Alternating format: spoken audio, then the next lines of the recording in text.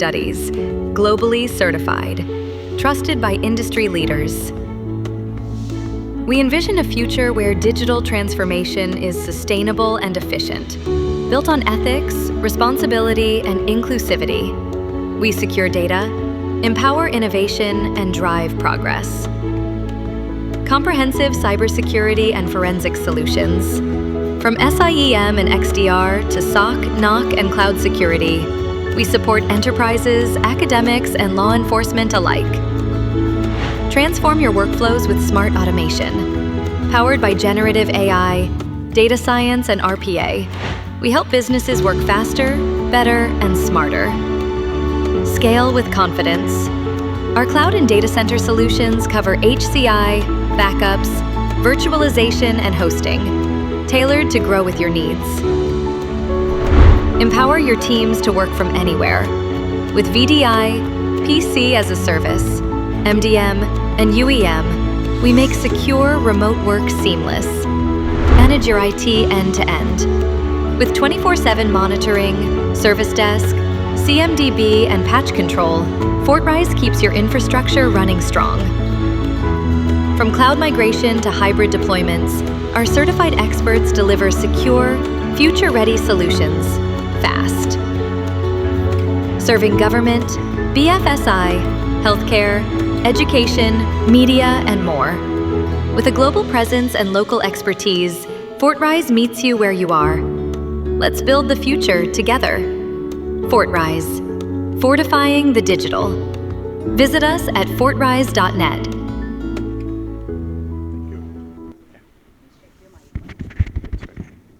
Good afternoon. Good afternoon, all. So once a CISO went into a boardroom, okay, in a manufacturing company, and the CFO, CEO, all XOs are there, and the CISO was giving a big picture about the future cybersecurity threats that may happen to the company because the peers in the same vertical is also getting affected because of the ransomware and all other attacks happened. By when the CFO asked, what is the budget? The CISO said it is close to 2.5 crores. What are you going to do? I'm going to implement all the layer level security for our endpoints and data center and all the database configurations of firewall, networking, everything. Then he said that 2.5 crores, we don't have money, let's see next year. Don't have money, let's see next year.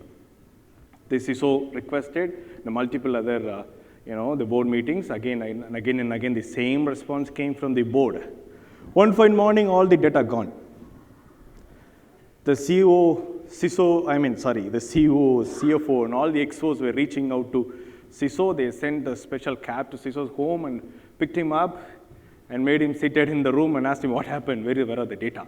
He said, sir, all gone, hacked. The hacker negotiation happened. Hacker said that I want 10 crores. And the owner asked the MD, the founder of the company, यार CISO, तो कितना बताया था last meeting में? 2.5 crores. अभी क्यों 10 crore मांग रहा है? सर उसका माल बहुत महंगा है. Hackers का माल बहुत महंगा है. So until unless we get into that kind of situation, we don't understand what is the cost of our data, isn't it? All CISOs will agree with me? Thank you, sir. So that's where the CISO plays a critical role in a company where the CISO knows what needs to be done, what need not to be done. So, and myself is John Samuel. I'm the founder and CEO of FortRise Business Solutions. And we are into the cybersecurity and digital forensic business. And we always treat all our decisions and always keep all our decisions based on the customers. So we work across all the segments, BFSI, healthcare, manufacturing, government. And when it comes to any decision which we take with related to the product, services, and deployments, we keep customer at the center of all our decisions, and we keep the customers always satisfied and happy when it comes to our services.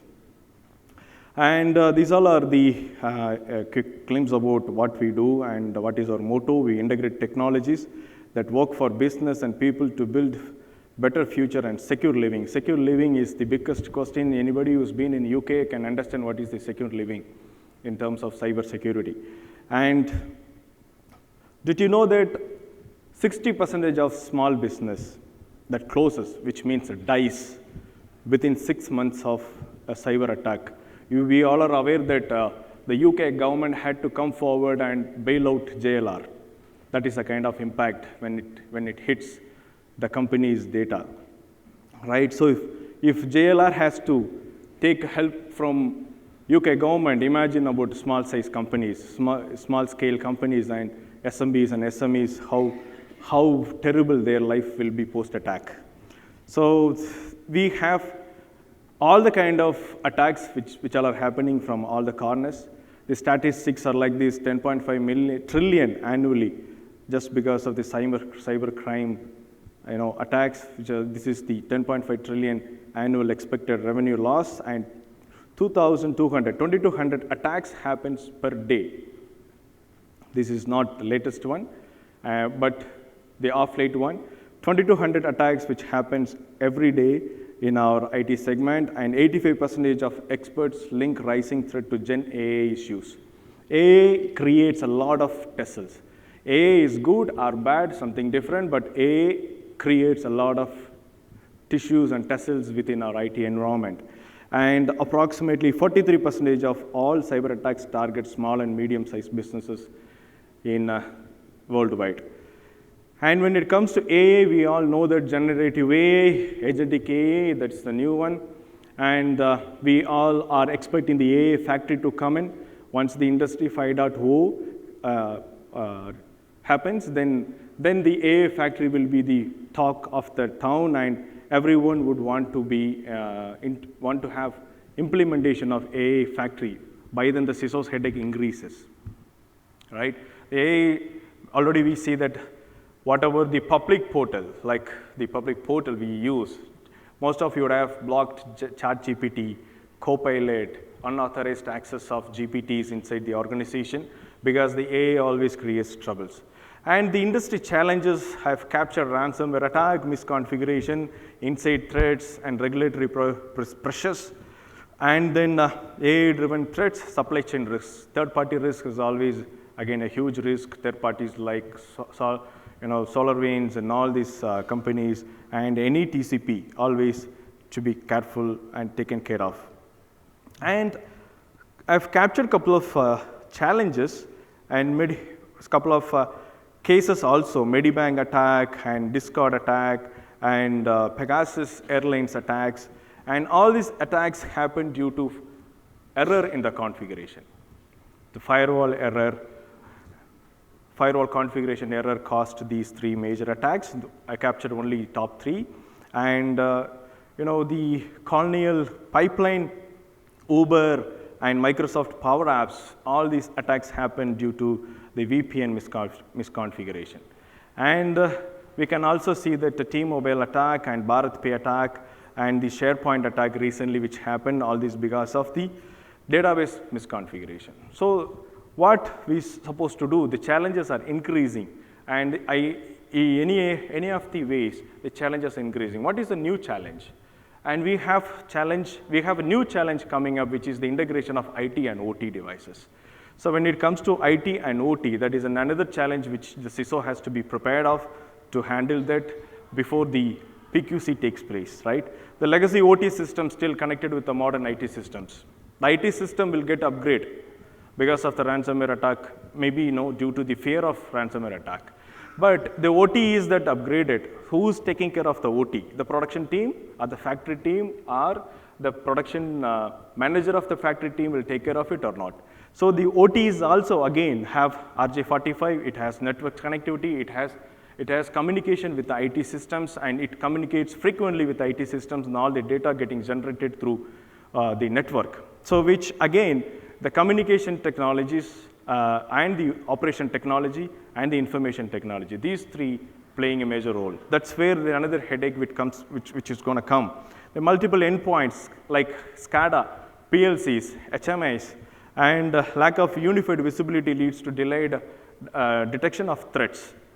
Until unless we unify IT and OT, along with CT, we won't be able to even detect what kind of threats in the network. And the regulatory compliance is complex across IT and OT because both are too different. 27K, we are all aware that, which is all about an IT. And 62443 and RBI regulations, PCI DSS, and all this comes into place wherever and whenever we use sensors and remote systems in place. And IT, and then the convergence, the understanding the convergence between the IT and OT. So that is where most of the IT environment, servers, endpoints, data integrity, confidentiality, cybersecurity, by design, how we design to take care of our IT networks and IT environments, and the PLCs, SCADAs, HMI sensors, safety and availability of all these data and databases inside the network, and safety by design, how are we designing the safety between IT and OT, and the converged disk attack propagation across both layers, IT and OT, and shared vulnerabilities, USBs, Wi-Fi, remote access, and we need unified visibility between all these things, all these three things, IT, OT, and CT. And these are the convergence which we have to create so that all the data and all the vulnerabilities can be identified and can be viewed within the same dashboard. The reality check when it comes to ransomware as a service now targets both IT and OT systems. So most of the companies are focusing on IT and leaving behind the OT. But the attackers know better than us through which way they should go and penetrate into the network, right? So even the smart cars, the EV cars, the smart cars, those all are available in the market. Even through the headlamp clip, the car can be hacked. So most of you from the automobile industry can understand that our cars' headlamps are has automatic functionality, and that is through a sensor. So wherever the sensor communicates to the dashboard or the information system, that sensor has all the vulnerabilities to have an attack directly to the information system from the sensor. So that's the nuances that we have when it comes to everything on the automotive side and in the sensor side. The AI-generated phishing, deepfake based frauds are increasing across BFSI and government sector. Fraud management system and another greater things that is getting implemented across all the BFSIs. And third-party supply chain attacks like SolarWinds, we saw that MOVEit, and all these even secured environment. These are the attacks which can happen. In India alone, manufacturing, power, BFSI, and pharma are top 4 attacked sectors. 60% of SMEs are not SOC monitored. So however, due to the budget and all these things. And then what is the solution? AI-powered threat detection, quantum secure encryption, zero trust architecture. We may say that all these things are there, but when it comes to the solution, how are we going to do that? Right from the assessment of IT, OT, and custom solution development, integration with existing system. What is the integration? Existing system we have to integrate with the other things. And real-time threat detection, rapid incidents, and moreover, on top of that, for the interest of time, I'll just cover up 3 things that when it comes to cybersecurity policy, checkpoints are not the solution. We all have checkpoints. Checkpoints may be given by RBI, may be given by CERTIN, or may be given by CISA, or may be given by NIST, or MITRE-ATT&CK, whoever it is. But checkpoints are not going to solve our problems. Only thing is going to solve our problem is an assessment, a right approach, a customization discussion on the inside room of CISO. That is the only thing is going to solve out the problems with the existing resources, whatever available with us, right? And evaluation of hardware and networking items, whatever is available, which is important, periodic assessments, and periodic vulnerability and penetration testing. These all things are much required. And firewall for OT is much required stuff going forward. And PQC, post-quantum certificates are recommended for all the type of vulnerabilities and protections.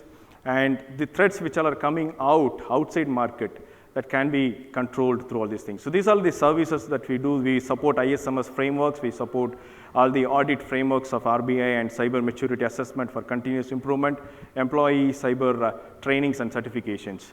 And the industries which we serve, I will quickly cover up manufacturing, BFSI, fintech, corporate, healthcare, education, and government and public sector, IT and ITES, IoT, and IoT.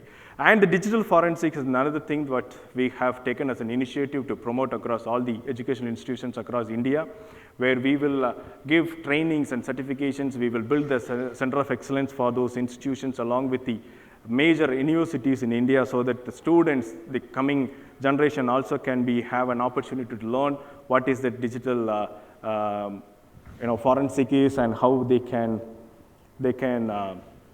learn and able to tackle the forensic issues going forward. I think I'm done, and these all are the advantages what we have. And we have 24/7 response team and cross-industry expertise, proven track record, global certification technology partnership, and we have global alliance and global partnership with multiple countries, so that the technology which is getting introduced on a daily basis is not missed out in our nation and our segments wherever we operate. We help businesses stay compliant, protect customer trust, and recover swiftly from attacks, saving time, money, and reputation. We have an experience of helping a manufacturing company in Coimbatore come back on normal phase within 15 days from a major attack. So that's only could happen because of our strong forensic team, and they are involved into continuous research and development on the forensic and attacks. Red team, blue team, and all these attacks of simulations happens on the cyber ranges. So because of that, we could able to recover the customer data within 15 days. We could able to make them come back on their operations. Thank you very much for patiently listening to me, and that's all. Thank you so much.